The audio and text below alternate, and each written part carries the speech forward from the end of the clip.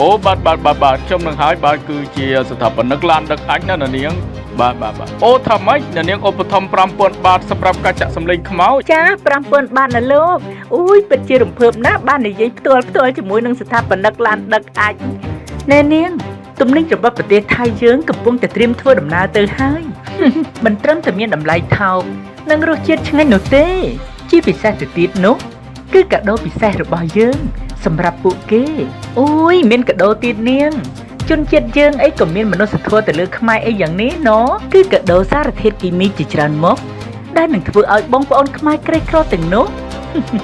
ឆាប់បានទៅកាន់លោកខាងមុខគ្រប់គ្នា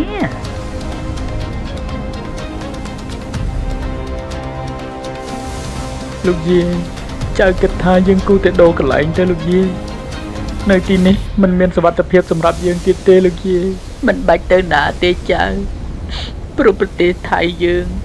កន្លែងណាក៏លែងមានសុវត្ថិភាពដែរហេតុអីទៅលោកយាយ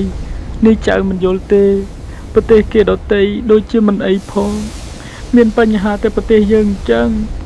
នេះគឺជាបាបកម្មណាចៅបាបកម្មនេះដូនតាយើងបានសាងមករាប់រយឆ្នាំមកហើយបាបកម្មអីទៅលោកយាយហេតុអីក៏អាក្រក់យ៉ាងនេះជាបាបកម្មដែលប្រទេសយើង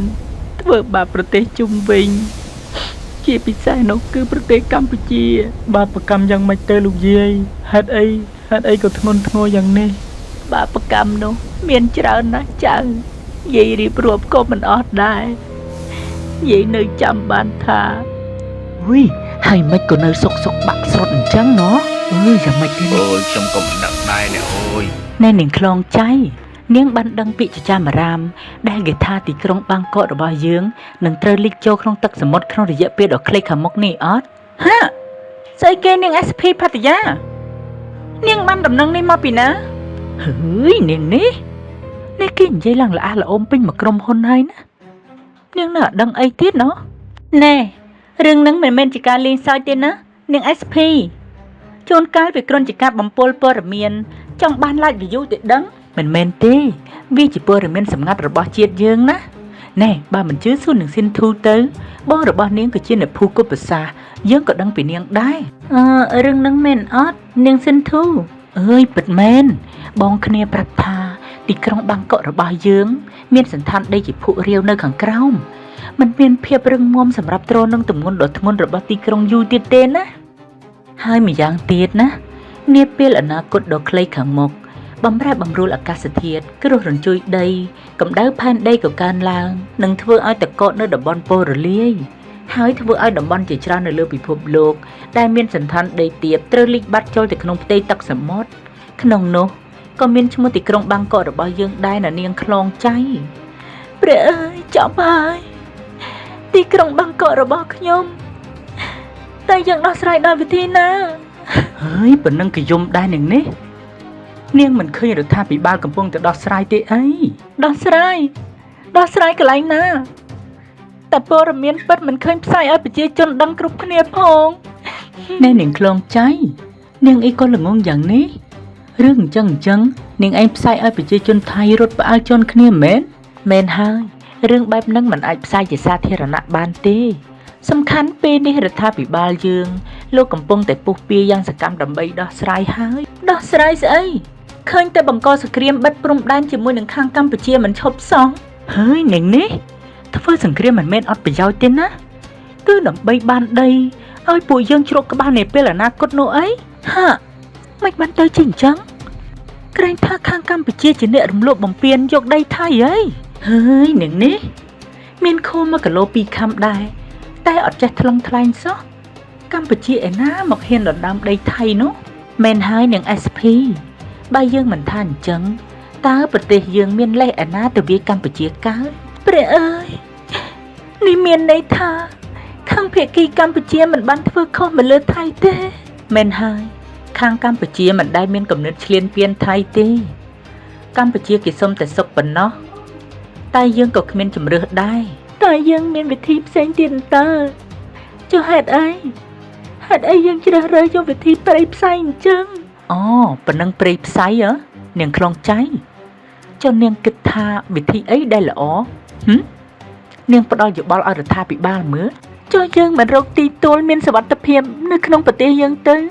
ចាំបាច់អីទៅបង្កសង្គ្រាមឈ្លានពានអ្នកដទៃដើម្បីប្រយោជន៍ខ្លួនឯងណែនាងខ្លងចៃទីទួលសុវត្ថិភាពយើងក៏មានដែរតែប្រជាជនយើងនៅទីក្រុងនេះមានចំនួនច្រើនណាស់ជាង10លាននាក់ឯណោះណាមួយប្រទេសរបស់យើងវាមិនមានស្ថិរភាពទេគ្រោះរញ្ជួយដីផងបធូនីស្រូបផងហើយឥឡូវនេះទឹកចំនួនទៀតណែយើងប្រាប់នាងខ្លងចៃឯងឲ្យដឹងទៅចោះបើសិនជាយើងឈ្នះសង្គ្រាមជាមួយកម្ពុជាណាយើងនឹងបានប្រយោជន៍ធំធេងទី1គឺយើងនឹងបានទឹកដីនៅបន្ថែមដែលរឹងមាំទី2គឺយើងនឹងបានកំណប់រ៉ែដ៏មហាសាលពីតំបន់នោះទី3គឺយើងនឹងបានប្រាសាទខ្មែរដ៏ស្រស់ស្អាតទី4គឺកងកម្លាំងយោធារបស់យើងនឹងកាន់តែមានឥទ្ធិពលជាងមុនទី5គឺយើងរំខានការរីកលូតលាស់របស់កម្ពុជាកុំឲ្យកម្ពុជាមានពេលអភិវឌ្ឍប្រទេសបានហើយទី6ឧទាហរណ៍ថាបើមានសង្គ្រាមលោកលើកទី3កើតឡើងយើងនឹងឆ្លៀតឱកាសវាយសង្គ្រប់យកកម្ពុជាតែម្ដងឃើញមានប្រយោជន៍ទេនឹងខ្លងចៃភ្លឺភ្នែកអានៅប៉ុណ្ណឹងភ្លឺភ្នែកយើងភ្លឺភ្នែកតើភ្លឺភ្នែកឃើញថាសន្តានថៃយើងនេះគឺជាសន្តានអាក្រក់នៅនឹងខ្លងចៃសម្ដីនាងដូចជាហួសហេតុពេកហើយណាបើនាងយល់ថាថៃអាក្រក់នាងរើបង្វិចចេញពីដីថៃទៅព្រោះថាទឹកដីថៃទាំងអស់ជាដីរបស់ខ្មែរដដែលហ្នឹងដែលដូនតារបស់យើងខំដណ្ដើមមកយ៉ាងលំបាកខ្ញុំគិតថាក្នុងដំណាក់កាលនេះពួកយើងទាំងអស់គ្នាមិនចាំបាច់វែកញែកអីទេគួរតែនាំគ្នាចូលរួមជាមួយរដ្ឋាភិបាលរបស់យើងព្រោះលោកបានខិតខំពុះពៀសម្បើមណាស់ដើម្បីប្រយោជន៍យើងទាំងអស់គ្នានេះមែនហើយនាងស៊ីនធូមើលគំរូតារានិងអ្នកល្បីៗនៅក្នុងប្រទេសយើងទៅមួយថ្ងៃគេខំកាយច្នៃប្រឌិតបំភ្លៃព័ត៌មានធ្វើយ៉ាងណាឲ្យប្រទេសនៅលើពិភពលោកជឿជាក់មកខាងប្រទេសថៃយើងយើងឃើញហើយរំភើបចិត្តណាស់នាងអើយតែខ្ញុំគិតថាទង្វើរបស់ប្រទេសយើងវាមិនខុសពីអីមិនខុសពីអីនាងខ្លងចៃនាងនិយាយឲ្យច្បាស់មើលយីនាងនេះយូរទៅចង់មើងងាយប្រទេសខ្លួនឯងតើមែនហើយនាងខ្លងចៃនាងកំពុងតែមានបំណងកាន់ជើងសត្រូវហើយនេះគេហៅថាជាមនុស្សរមិលគុណណានាងមិនត្រឹមតែរមិលគុណទេនាងនេះប្រហែលជាមានបំណងក្បត់ជាតិតែម្ដងនាងសិនធូនាងទាំងពីរចង់ឌីលយើងយ៉ាងណាក៏បានតែយើងពិតជាស្រងាក់ចិត្តខ្លាំងណាស់ហើយនឹងខ្មាស់ខ្លួនឯងទៀតផងអើយតើបានហើយខ្ញុំគិតថាពួកយើងមិនចាំបាច់ពិភាក្សាអីទៀតទេអ្វីដែលសំខាន់បំផុតដល់ពេលនេះគឺយើងត្រូវតែរួបរวมគ្នាដើម្បីជួយប្រទេសរបស់យើងមែនហើយណែនាងខ្លាយចងខ្លងចៃនាងត្រូវតែយល់ថាជួនកាលយើងត្រូវតែធ្វើអ្វីមួយដើម្បីផលប្រយោជន៍របស់ប្រទេសជាតិយើងការលះបង់ដ៏ធំធេងមួយសម្រាប់ប្រទេសជាតិវាមានតម្លៃណាស់នាងកុំចាំដេកតែស្រួលចាំតែបានផលស្រាប់នោះវាមិនល្អទេខ្ញុំដឹងថាពួកនាងចង់បានអ្វីដែលល្អបំផុតសម្រាប់ប្រទេសជាតិតែខ្ញុំនៅតែមិនអាចទទួលយកបាននៅវិធីដែលយើងកំពុងតែធ្វើវាធ្វើឲ្យខ្ញុំមានអារម្មណ៍ថាមានអារម្មណ៍យ៉ាងម៉េចទៀតហើយនាងខ្លងចៃនេះយើងនិយាយបញ្យលនាងមួយថ្ងៃហើយណាមិនឲ្យមានជ្រាបអីសោះអញ្ចឹងនិយាយជាមួយនាងខ្លងចៃដូចចាក់ទឹកលើក្បាលទាអញ្ចឹងនេះយើងសុំទោសនាងទាំងពីរផងដែលយើងមានគំនិតផ្ទុយពីពួកនាងយើងមានអារម្មណ៍ថាយើងកំពុងតែបាត់បង់មនុស្សធម៌និងកំពុងតែសាងបាបយ៉ាងធ្ងន់ធ្ងរដែលកន្លងមកយើងជឿលើរដ្ឋាភិបាលរបស់យើងតើយើងពិតជាត្រូវបង្កចំនួនជាមួយនឹងអ្នកជិតខាងដើម្បីទៅរស់រានមានជីវិតខ្លួនឯងអញ្ចឹងឬវាមិនសមទេខ្ញុំចាប់ផ្ដើមអាណិតនិងយល់ចិត្តប្រជាជនកម្ពុជាខ្ញុំស្រណោះពួកគេណាស់មិនគួរណាយើងជាមូលហេតុទៅបំផ្លាញសេចក្តីសុខសន្តិភាពដែលគេខំសន្សំមកទាំងលំបាកលំបិនជាច្រើនឆ្នាំបែបនេះសោះជនណាឲ្យគេគឺជាប្រទេសតូចហើយទន់ខ្សោយធ្វើអីមែនហើយវាជារឿងធម្មតាត្រីធំវាតែងតែស៊ីត្រីតូចនាងមើលប្រទេសរុស្ស៊ីនិងអ៊ុយក្រែនជាគំរូស្រាប់អូអញ្ចឹងមានន័យថាឲ្យតែប្រទេសតូចប្រទេសក្រីក្រត្រូវតែប្រទេសធំជាងធ្វើបាបជាជនអញ្ចឹងឬឯណាទៅភាពជាមនុស្សឯណាទៅយុត្តិធម៌យើងចេះចង់សុខគេក៏ចង់សុខដែរ ខ្ញុំអស់សង្ឃឹមណាស់មិនគួរណាប្រជាជនថៃសឹងតែមួយប្រទេសយល់ខុសអញ្ចឹងសោះខ្ញុំខ្មាស់ប្រទេសកម្ពុជាខ្ញុំខ្មាស់ពិភពលោកណាណែបើដូនតាយើងចេះសូនសាញ់ចេះខ្មាស់ចេះគិតគូរបាបបុណ្យដោយដែលនាងកំពុងតែនិទានរំអ៊ុយរំអែនេះណាប្រហែលថ្មនេះមិនដឹងថាពួកយើងទៅជ្រកក្បាលនៅណាទេមែនហើយនេះគឺជាភាពអស្ចារ្យដែលដូនតាយើងបន្សល់ទុកឲ្យពួកគាត់ពិតជាឆ្លាតណាស់នាងគួរតែមានមោទកភាពនិងយកគំរូតាមដែលនាងខ្លងចៃតែវាជាអំពើបាបណាស់នាងយើងឆ្ងល់ប្រទេសថៃយើងកាន់ព្រះពុទ្ធសាសនាដូចកម្ពុជាដែរហើយដើម្បីបានជាយើងសឹងតែបាបបែបនេះហើយនាងដែលឮពាក្យថាបុណ្យក៏ធ្វើឈើក៏កាប់ស្រាក៏ផឹកឪឡឹកក៏ស៊ីដែរទេមែនហើយនឹង SP ដរាបណាយើងនៅជាមនុស្សសំខាន់បំផុតត្រូវតែកសាងប្រយោជន៍សម្រាប់កូនចៅយើងចំនួនក្រោយត្រូវហើយបើប្រទេសយើងមានបាបដូចដែលនាងខ្លងចៃលើកឡើងនេះប្រហែលជាប្រទេសយើងមិនរីកចម្រើនរុងរឿងដូចបច្ចុប្បន្នទេតែឥឡូវធម្មជាតិកំពុងតែដាក់ទោសយើងហើយតើនេះជាកម្មពៀរបស់យើងណានាងកម្មពៀកម្មប៉ោនស្អីហ៎ជឿនាងមិនមើលប្រទេសជប៉ុនប្រទេសដទៃទៀតហើយថ្ងៃមុននេះប្រទេសហ្វីលីពីននេះត្រូវបំផ្លាញដល់ធម្មជាតិនេះតើអានឹងជាកម្មពៀឬក៏យ៉ាងណាហ៎វាគ្រាន់តែជាគ្រោះធម្មជាតិធម្មតាប៉ុណ្ណោះយើងគិតថាប្រទេសថៃយើងគួរតែឈប់ត្រឹមហ្នឹងទៅហាឈប់យ៉ាងម៉េចនាងទីហ៊ានរបស់យើងស្លាប់ជិត10000នាក់ស៊ឺណាណែនាងនេះមកពីខាងទាហានយើងទៅបាញ់ខាងទាហានកម្ពុជាមុនតើកុំអីក៏មិនរងគ្រោះដល់ម្លឹងដែរនាងអូយយើងឈឺក្បាលសម្បើមណាស់នាងអើយឥឡូវយើងគិតថាដូចជាគ្មានប្រយោជន៍ស្អីដែលត្រូវមកវិញញែកជាមួយនឹងនាងក្បត់ជាតិម្នាក់នេះទេមែនហើយខាត់តែពេលជួនកាលអាចនឹងត្រូវទះតបថៃគ្នាឯងក៏ថាបានអើយមែនតើឥឡូវគ្នាទៅបង្កើតព័ត៌មានលៀបពណ៌កម្ពុជាបន្តទៀតសិនឡើងតែមកឆ្លោះជាមួយនឹងនាងនេះខាត់ពេលអស់ដាក់មកសបាយទៅឯងគ្នាក៏ប្រញាប់ទៅបង្កើត account คล้ายៗ 2-3 ទៀតដែរទុកខមមិនវាយបហាអុចអាលខ្មែរខួររៈខ្លះឲ្យវងវិញវងវន់បាយបិណ្ឌជាបាយបាតកុំឲ្យគេជឿជាក់លើផ្លូវដ៏ត្រឹមត្រូវរបស់រដ្ឋាភិបាលគេមែនហើយនឹងសិនធូឲ្យតែយើងបំបែកបំបាក់ផ្ទៃក្នុងគេបានសម្រេចណាផែនដីខ្មែរគឺជារបស់យើងអនិច្ចាជនជាតិថៃខ្ញុំហើយហេតុអីក៏ឃើញកងចាក់ថាជាផ្កាឈុកអញ្ចឹងណូអញ្ចឹងតើបានមិនទៅ ICJ មិនអាចទេខ្ញុំមិនអាចធ្វើពុតជាមិនដឹងមិនលឺចំពោះរឿងអយុត្តិធម៌បែបនេះបានទេខ្ញុំត្រូវតែធ្វើអ្វីម្យ៉ាង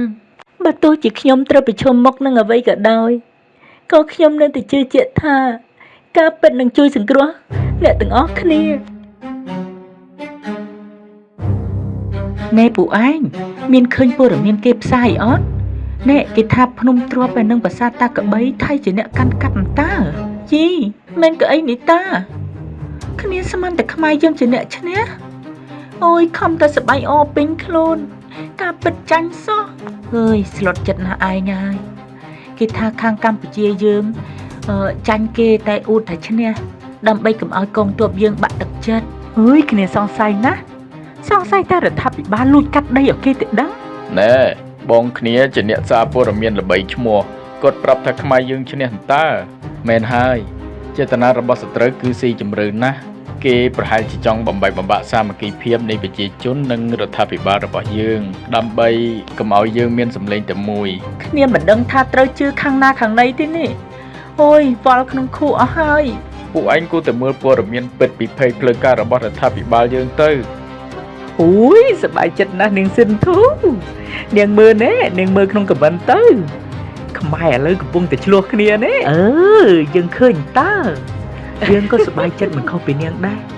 គោលបំណងរបស់យើងច្បាស់ជាបានសម្រេចហើយ Keep it going we made it អូបាទខ្ញុំនឹងហើយបាទគឺជាស្ថាបនិកឡានដឹកអញណានាងបាទអូថាម៉េចនាងឧបត្ថម្ភ 5000 បាតសម្រាប់ការចាក់សម្លេងខ្មោចចា 5000 បាតណាលោកអូយពិតជារំភើបណាស់បាននិយាយផ្ទាល់ជាមួយនឹងស្ថាបនិកឡានដឹកអញ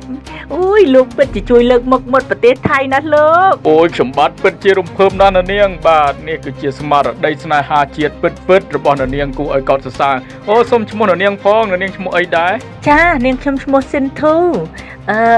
លោកអាសូមលោកជួយចាក់សម្លេងណាឲ្យអាក្រក់កុំឲ្យខ្មែរដេកពូនបានណាលោក អូយទុកចិត្តចុះនៅនាងរឿងអាក្រក់នេះគឺជំនាញខ្ញុំហើយបាទ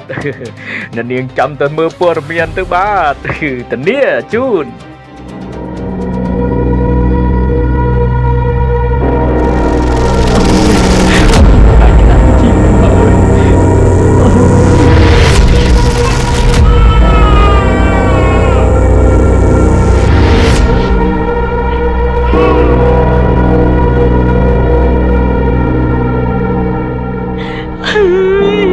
ផ្ទះខ្ញុំ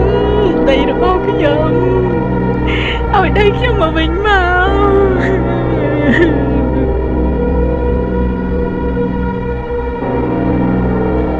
លោកបានអ្នកមកឲ្យកូនសុំទោសផងណែនឹងខ្លងចៃនាងកំពុងតែធ្វើអីហ្នឹងហ៎នាងឡាយស្អីគេហ៎នាងកំប្រាប់ថានាងកំពុងអាឡាយពីរឿងហ្នឹងណាត្រូវហើយនឹង SP យើងកំពុងតែរៀបចំឡាយដើម្បីឲ្យបងប្អូនប្រជាជនថៃយើងបានដឹងទាំងអស់គ្នាយើងកោតណាស់កោតដែលនាងខ្លងចៃចេះនិយាយទៅកានាងគិតថាការនិយាយរបស់នាងនឹងអាចផ្លាស់ប្ដូរអ្វីបានទៅមែនហើយគេនឹងចាត់ទុកនាងថាជាមនុស្សឈួតនិងជាជនក្បត់ជាតិហើយក៏គ្មាននរណាម្នាក់គេមកជឿនាងដែរគេនឹងគិតថានាងកំពុងតែបង្កចលាចលហើយនាងខ្លួនឯងក៏ត្រូវជាប់គុកគិតឲ្យច្បាស់ណានាងខ្លងចៃប្រយ័ត្នណាប្រយ័ត្ននាំទុកដាក់ខ្លួនវើយមិនអីទេទោះបីជាគ្មាននរណាម្នាក់ជឿខ្ញុំក៏ដោយក៏ខ្ញុំនៅតែនិយាយខ្ញុំមិនចង់រស់នៅជាមួយការស្ដីបន្ទោសខ្លួនឯងអស់មួយជីវិតទេនាងខ្លងចៃមិនក៏នាងធ្វើអញ្ចឹងនាងកំពុងតែបំផ្លាញខ្លួនឯងហើយណានេះកុំថាយើងមិនបានប្រាប់ណានាងខ្លងចៃគឺរូបជំរាបសួរបងប្អូនប្រជាជនថៃទាំងអស់គ្នាខ្ញុំឈ្មោះខ្លងចៃខ្ញុំដឹងថាអ្វីដែលខ្ញុំកំពុងតែនិយាយនេះអាចនឹងធ្វើឲ្យមានបញ្ហាធំបងប្អូនទាំងអស់គ្នាដឹងទេថាចំនួនព្រំដែនជាមួយកម្ពុជាមិនដូចជាអ្វីដែលយើងធ្លាប់គិតទេខ្ញុំទើបតែបានដឹងការពិតដ៏គួរឲ្យតក់ស្លុតមួយអំពីប្រទេសរបស់យើងគឺទីក្រុងបាងកកនឹងត្រូវលិចចូលទឹកសមុទ្រដោយសារតែកត្តាបំរែបំរួលអាកាសធាតុហើយនឹងសន្តានដីរបស់ទីក្រុងយើងដើម្បីដោះស្រាយបញ្ហានេះរដ្ឋាភិបាលយើងបានធ្វើរឿងដ៏ខុសឆ្គងមួយនិងគួរឲ្យអាម៉ាស់បំផុតវាមិនមែនជាការដែលកម្ពុជារំលោភបំពានដីយើងឡើយផ្ទុយទៅវិញវាជាលេសដែលរដ្ឋាភិបាលរបស់យើងបង្កើតឡើងដើម្បីបង្វែរការចាប់អារម្មណ៍និងស្វែងរកដីសម្រាប់ប្រជាជនយើងនៅមួយផ្នែកនាពេលអនាគតនេះជាការពិតដ៏ឈឺចាប់បំផុតដែលខ្ញុំមិនអាចទទួលយកបានទេវាជាការរំលោភបំពានផ្លូវច្បាប់និងរំលោភសិទ្ធិមនុស្សប៉ុន្តែមនសិការរបស់ខ្ញុំមិនអនុញ្ញាតឲ្យខ្ញុំបិទភ្នែកមើលអំពើអយុត្តិធម៌នេះបានទេខ្ញុំជឿថាមានផ្លូវផ្សេងទៀតដែលពោរពេញទៅដោយមនុស្សធម៌និងយុត្តិធម៌សម្រាប់ប្រទេសយើងនិងប្រទេសជិតខាងព្រោះតែយើងមិនអាចសាងសុភមង្គលរបស់យើងដោយការបំផ្លិចបំផ្លាញសន្តិភាពនិងជីវិតអ្នកដទៃបានឡើយជាពិសេសនោះគឺប្រទេសកម្ពុជាព្រោះយើងបានរំលោភបំពាននិងធ្វើបាបពួកគេមកច្រើនហើយយើងបានប្លន់ទឹកដីប្លន់យកវប្បធម៌និយាយទៅដីថៃគឺជារបស់ខ្មែរប្រទេសរបស់យើងគួរតែចេះស្កប់ស្កល់និងបញ្ឈប់ភាពលោភលន់ចង់បានចង់មានពីកម្ពុជាទៀតទៅសូមឲ្យអ្នកទាំងអស់គ្នាពិចារណាឡើងវិញនៅអ្វីដែលយើងកំពុងធ្វើតែយើងពិតជាចង់ឃើញប្រទេសរបស់យើងរីកចម្រើនដោយការសាងបាបមែនទេរាល់ថ្ងៃយើងអួតក្តែងថាយើងកាន់ព្រះពុទ្ធសាសនាតើមេត្តាធម៌របស់យើងនៅឯណាខ្ញុំសង្ឃឹមថាការនិយាយការពិតរបស់ខ្ញុំនឹងដាស់ស្មារតីអ្នករាល់គ្នាឲ្យពិចារណាឡើងវិញនៅអ្វីដែលត្រូវនឹងខុសនាងខ្ញុំមានតែប៉ុណ្្នឹងទេសង្ឃឹមថាយើងនឹងរួមគ្នាស្វែងរកដំណោះស្រាយដល់សន្តិវិធីនិងមនុស្សធម៌សូមអរគុណបងប្អូនហើយមិននឹកស្មានថានាងក្លាហានអញ្ចឹងសោះមែនហើយមិនគួរឲ្យជឿសោះថាប្រទេសថៃយើងណានៅមានមនុស្សមានមនសិការអញ្ចឹងដែរណតែខ្ញុំគិតថានាងប្រហែលជាមិនមានសុវត្ថិភាពទេរឿងនឹងច្បាស់ជាអញ្ចឹងហើយព្រោះនាងបានធ្វើឲ្យបាក់មុខយ៉ាងខ្លាំង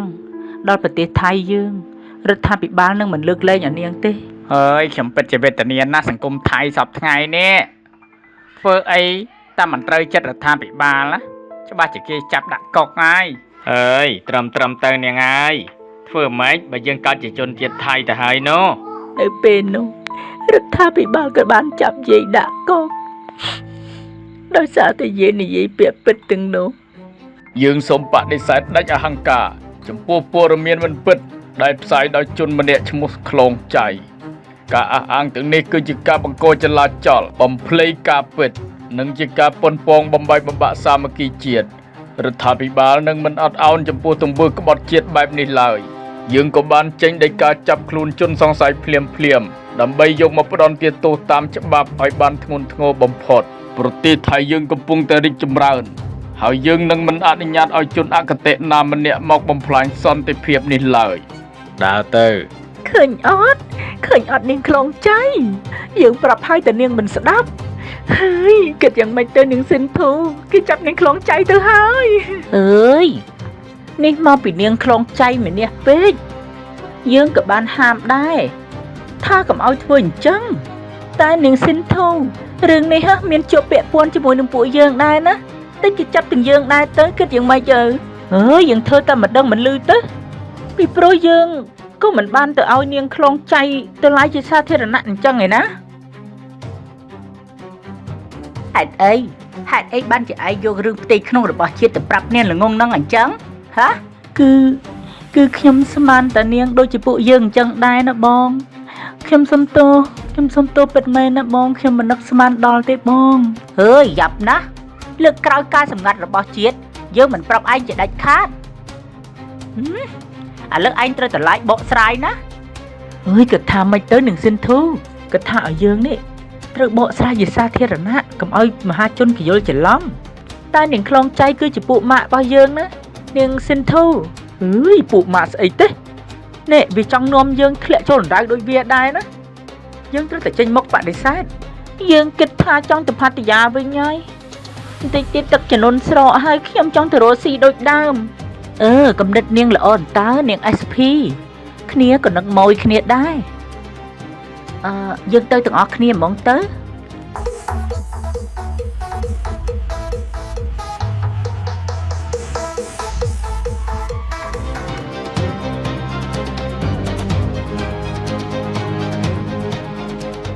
ចាំអាណិតលោកយាយណាមិនគួរណាលោកយាយ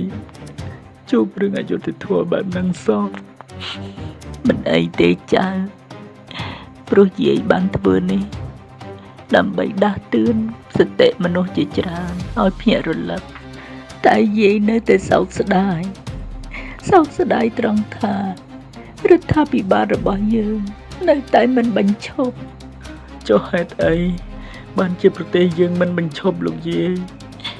យចាំបានថាក្រោយបទឈប់បាញ់ជាធរមានប្រទេសថៃយើងកើតទុកមិនសុខចិត្តយ៉ាងខ្លាំងព្រោះតែកងកម្លាំងយោធារបស់យើងស្លាប់រាប់ពាន់នាក់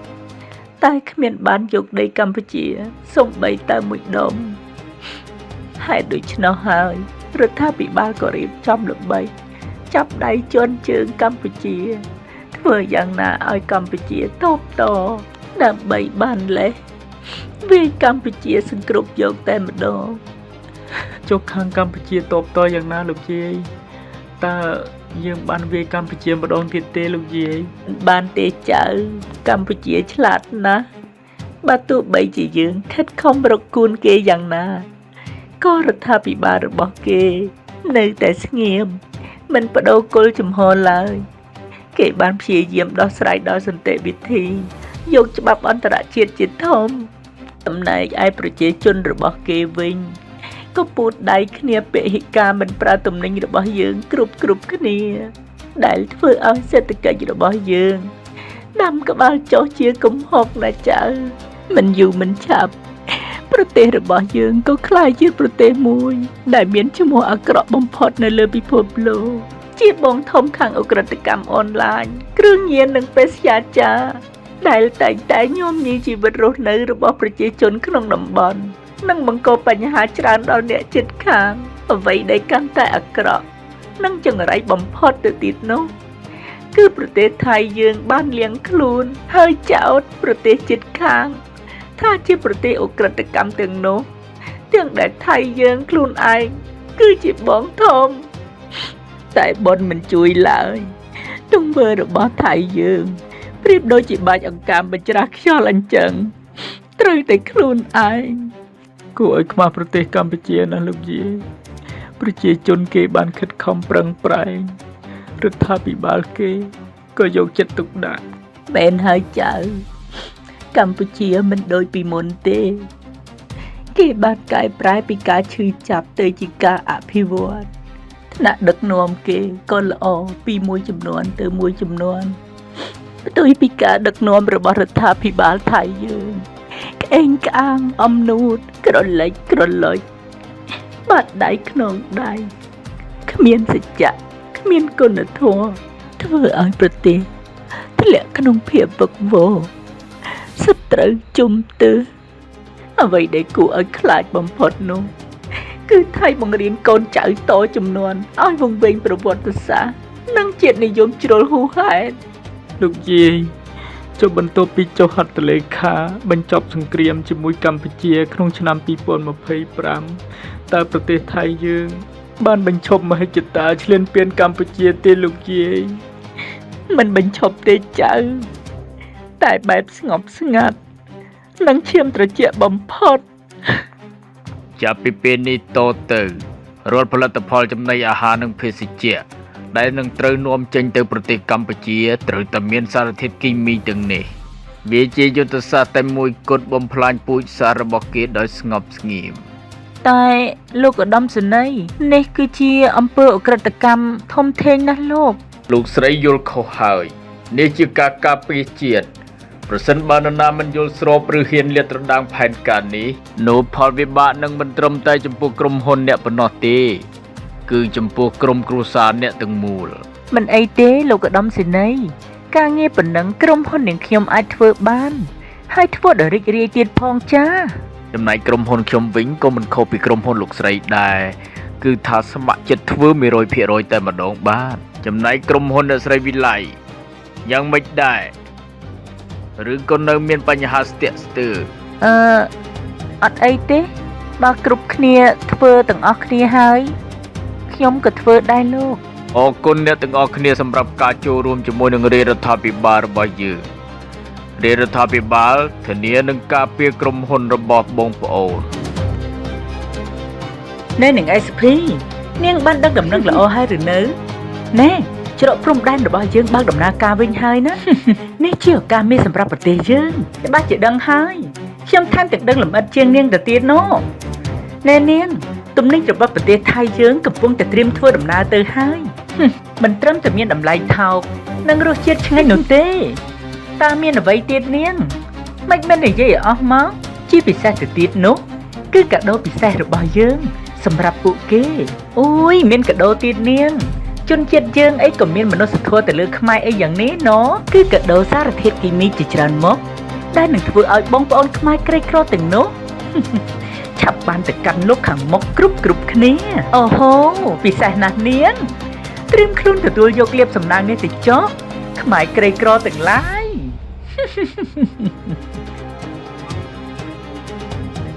បងឲ្យវ៉ាន់ថៃចូលស្តុកនៅបងមានអូនមាន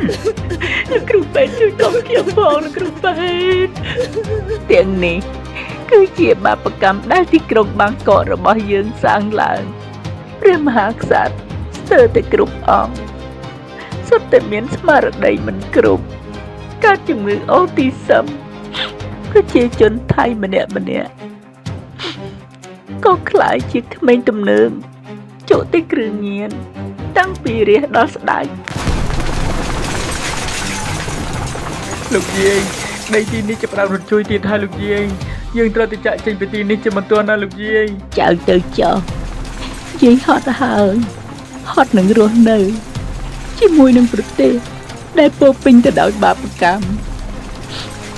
ចៅកុំខ្វល់ពីយាយចៅទៅម្នាក់ឯងទៅណាចៅអត់ទេលោកយាយកុំនិយាយអញ្ចឹងយើងទៅទាំងពីរនាក់ណាលោកយាយតាំងចិត្តហើយទុកឲ្យយាយស្លាប់ទៅចៅ យាយមិនចង់រស់នៅតែចិត្តវេទនាជាងស្លាប់បែបនេះទេយាយចង់ទៅចាប់ជាតិថ្មីនៅប្រទេសថ្មីដែលសុចរិតទៅពីប្រទេសថៃទុកឱកាសឲ្យយាយផងចៅយ៉ាងសិនទូនាងនៅឯណាមកជួយយើងផងនាងហើយផ្ទះយើងរត់ជួយណាស់នាងអើយយើងមិនរស់ទេដឹងអូយមិនដឹងទេវើយសក់អាណាអានឹងទូលទៅផ្ទះយើងក៏កំពុងទៅជួយដែរនេះហើយជាបាបកម្មដែលយើងធ្វើបាបខ្មែរបើដឹងតែគង់តែស្លាប់ដដែលអញមិនធ្វើបាបខ្មែរទេនាងមិនដែរនាងអើយជីវិតខ្លីមួយសោះហេតុអីក៏យើងមិនរស់នៅឲ្យសុខរៀងខ្លួនទៅអើយចប់ហើយអូយជួយបងរលំមកទៀតខ្ញុំហើយតែដល់ក្បាលហើយអូយចៅអរគុណលោកយាយណាស់ដែលមិនទៅចោលចៅមកពីយាយខ្លាចចៅស្លាប់ទៅតាមយាយហ្នឹងណាចៅក្បាលរឹងណាស់មិនព្រមទៅណាចោលយាយសោះ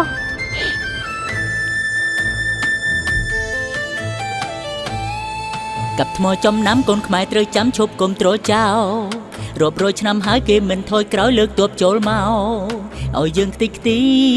វីរៈជនពលីប្រទេសជាតិវឹកវរវាដែលកុហកគេថាយើងនេះទេអ្នកធ្វើភ្លៀងផ្គរសំដែងទូលល្អផ្សព្វផ្សាយបន្តឲ្យគេអាណិតតែបនមិនជួយដោយឲ្យសម្ពុតបង្ហាញការពិត